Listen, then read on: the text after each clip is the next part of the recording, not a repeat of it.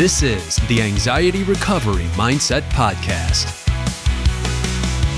Welcome to episode 5 of the ARM Podcast. My name's Bryan. I am the author of the book and your host.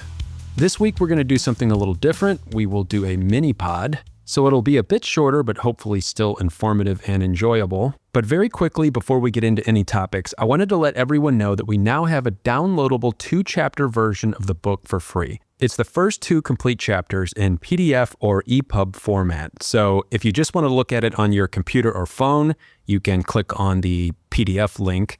If you'd like to bring it into a reader like a Kindle or Apple Books, that's easy to do by grabbing the EPUB version. Again, that's the first 2 chapters for free. You can sign up using the link in the description or the show notes, depending on where you're listening to this or watching it. Drop your email and we will send it right over. So we'll do a quick one today, but I wanted to jump into a topic that has been at the forefront of a lot of social media hype lately. This trend has undoubtedly crossed your radar, and it's one that most of you are going to have some familiarity with. I'm talking about nervous system regulation. Now, if you come from the anxiety recovery world or have any background in doing this research, even the word nervous system was something that you probably didn't use on a regular basis before you started reading about this stuff. After all, for most of us, there's not a lot of reason to care. The nervous system does a great job on its own. It always has for most of us. And if it doesn't, we would address that thing specifically at a doctor. But again, I'm going to imagine that most people listening to this have not paid a lot of attention to their nervous system for the majority of their life. It's not a daily topic. It's not something they thought about. Now, if you've learned a bit about recovery, you have discovered that this is a very important system in the body, and it is the genesis of most of the things that bother us in anxiety disorder. So the people that I generally speak to in these podcasts, in the videos, in the book, are people who have had disorder-level anxiety. Does that mean everyone who's listening to this is in a terrible place or has been? Not necessarily. There may be people listening who just have mild anxiety or possibly some daily worries and anxiety and things they don't want to turn into serious issues. Regardless, I go back to the point that most of us probably just didn't spend a lot of time thinking about our nervous systems before endeavoring to recover from anxiety. So with that as our backdrop, knowing that there's this important system inside of our body that regulates so many of the things that define our daily lives, you would probably think that I would be happy to see a societal shift towards paying attention to the nervous system, this notion of regulating or balancing the nervous system. This sounds like a good thing, and if you told me this was going to happen years ago, I probably would have said, yeah, that sounds great. Of course, we want more awareness on what's happening inside of our bodies. We want people to be able to understand those of us who have had experiences with anxiety. It would seem overall like a positive trend. And to some extent, there are plenty of positives about it. But I am going to try to differentiate and point out a few things that you may be seeing out there that could have you scratching your head. So we are going to take a little jog through social media right now. I'm not going to name the site because it doesn't matter, but I'm going to click on a post here. And the post says 5 simple steps to reset your nervous system. Step 1, hold the back of your head with your left hand. Step 2, look to the right without turning your head for 20 seconds. I don't know why it's 20, but that's what this person has decided. Reset and look straight. All right. Switch hands. So now we're going to move to the right hand. Hold the back of your head with your right hand. Look to the left without turning. I can't even follow this. Look to the left without turning your head. Hold for 20 more seconds. So when I read that to you, does that sound like good medical advice? It doesn't to me. And this is the type of thing we are seeing a lot of as this trend of tending to our nervous system becomes popular. You're going to see a lot of things regarding the vagus nerve and how we need to massage it and roll our eyes and sort of tend to and mend different parts of our neck and head and engage in these rituals. So let's see what else we can find out here. Here's something called Nervous System Regulation Beginner Chart. Box breathing. Okay. I mean, there could be some benefit to different types of breathing patterns. 5, 4, 3, 2, 1 grounding. I've certainly heard of that one. Cold splash, shake it out, self-holding, activate. Okay, so that's enough of that one. And we'll look at one more here. Let's see what this one has. That one's too small. I can't read it. Nervous system reset, coloring book. So there is a coloring book if you would like to do that to reset your nervous system. Ironically, that may be one of the better ones, better ones we've stumbled upon here for reasons that I will explain later. Here's 10 ways to calm the vagus nerve. If you don't know what the vagus nerve is, it is essentially the longest cranial nerve in your body. It serves as what they're calling the main highway of the parasympathetic nervous system. Digestion, heart rate, mood, it carries information to a lot of places. It's a central passageway of the nervous system for a non-scientific explanation. And this, of course, has become a center of focus with a lot of the social media hype and some of the pseudoscience. There have been some real studies done on stimulation very carefully and medically and for different reasons that has shown mixed results. But thus far, there's really none of this tending to the vagus nerve that has any practical proof in the clinical settings that I've read.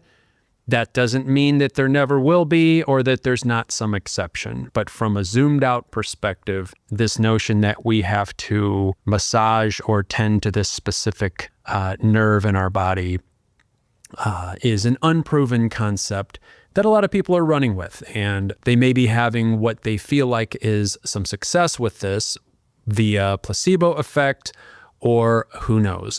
Everyone responds differently. But this is another one of these sort of hot trending items right now. So going back to what we were reading before, we're going to be doing this live. This is the vagus nerve morning routine. Probably don't need that. Sipping warm herbal tea, gentle neck stretches. Those sound fairly reasonable. Anyway, I think you're getting the idea. Oh, here's this one. I have to read this one to you. This 1-minute brain hack can instantly reset your nervous system. And this is backed by neuroscience, this post says. Ease mental tension, lower stress, and reboot your brain in 60 seconds. So it's that easy, I guess. What you do is you fill a bowl with ice water, you submerge your hands in it for 30 to 60 seconds, and you think of 1 to 3 things you are grateful for. And look, I'm sorry if anyone listening is doing any of this, I have done much worse in my efforts to find a way to feel better in the past. You name it, and I've tried it. None of these types of things would have been off limits for me early in my recovery. And I don't really begrudge anyone for trying something as benign as putting their hands in a bowl of ice water. Now, do I believe that it has any scientific backing or any practical or proven backing in actually achieving the kind of things that people want to achieve who have anxiety disorder? No, I do not. So that brings me to the real point here that I want to discuss. And you don't have to take my word for this. You can do your own research and do it however you want. You can use AI, you can use Google, you can use medical text, whatever sources you'd like to use. There is no data that shows we need to regulate or manage our nervous systems whatsoever. Now, can our nervous systems become dysregulated? Yes, they can. We use the term sensitization. Dr. Claire Weeks made this term popular. This is a state where the nervous system is over-reactive. It is over-sensitized. It is hypersensitive to stimulation due to long-term taxation, stress, overwork, overuse. This is a real state. And To say that we don't want to remain in that state is an accurate statement. It is the underpinning of anxiety disorder and many other chronic conditions that people feel. So it is a real concern to have a sensitized nervous system. The question goes back to, do we have to have a heavy-handed approach to sort of forcing the nervous system into submission? And the answer is clearly, clinically, no, we do not. When I say clinically, I'm not a doctor. I'm talking about what the medical text says, and you can check it for yourself. Even doing just the slightest bit of research as I read this here, I pulled this up on Gemini, and it says, interference risk. Overthinking your involuntary functions can cause stress. Hyperfocusing on your heart rate or breathing patterns triggers the exact anxiety you are trying to avoid. So, again, we have a concept of wanting to balance the nervous system, which is well-meaning. And then we have methods which turn out to be the same methods that get us in trouble in the first place.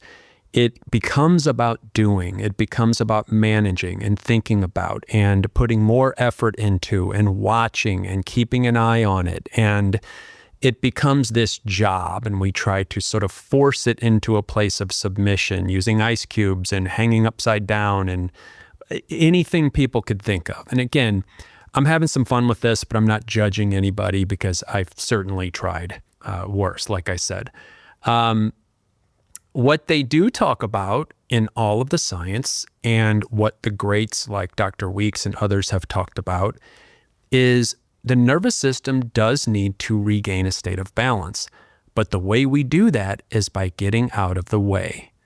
We do not need to teach the nervous system how to do its job. It knows exactly what to do. It has evolved to keep you safe. It has evolved to run a number of different systems in your body. It's working right now as you listen to this podcast. It is doing multiple tasks at the same time. Our nervous systems don't have to be reprogrammed. They do need the space to do their own work, however.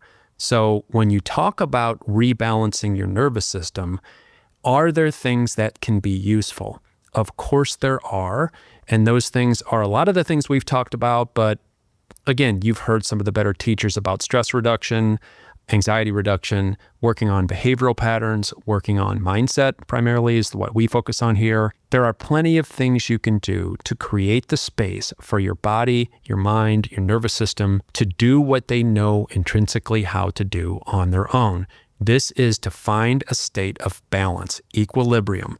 Your body is always striving for this state. This notion that if we don't force it in a certain direction, that it won't be able to find this state is not correct. It's not medically backed, and quite the opposite has been proven by those who follow the right processes to overcome stress and anxiety. Yes, reducing stress is absolutely a smart thing to do, as long as we are doing it in a way that's not creating additional anxiety. We don't want to worry about trying to eliminate the worry. We want to give the system space to do its own work. It knows what to do. And as much as we like to be proactive in our recovery and our healing, and in some facets of fitness, different areas like that, there are more hands-on things that can be beneficial. Letting your nervous system reset itself requires much more passive approach than it does an active approach. These aren't my ideas. These are medically grounded, proven concepts. And if you speak to anyone who has recovered from anxiety, and that's what we're doing here on this show, we're talking to people who are trying to pull themselves up from very difficult situations. Often they may have been experiencing this for months or even years. Nervous systems do become overtaxed, and they do need to find ways to let themselves recover. But that's the key. Let themselves recover. Let the body do what it knows how to do. Give the body space, get out of the way, and you will see it work its magic. And I hope this fills you with optimism, because the message here is that you don't have to have a magic formula to recover. As we talk about in the book, this is a simple process. It's not an easy process, but it doesn't require a complex set of difficult skills to implement. It requires commitment to a few basic principles that, more than anything, require time and patience. And the good news is we can all do that if we put our minds to it. So that's it for episode 5. Hope you enjoyed the chat, and we will have some great episodes coming up soon. A couple of interviews are in store, so stick around for more information about those. Don't forget about the free 2-chapter book available to anyone who signs up for the mailing list. Link is in the description or the show notes. Jump on in, get the free book, and you can even make some suggestions for future podcasts or ask questions for the show. Thanks again for listening. Appreciate it. And until next time, take care.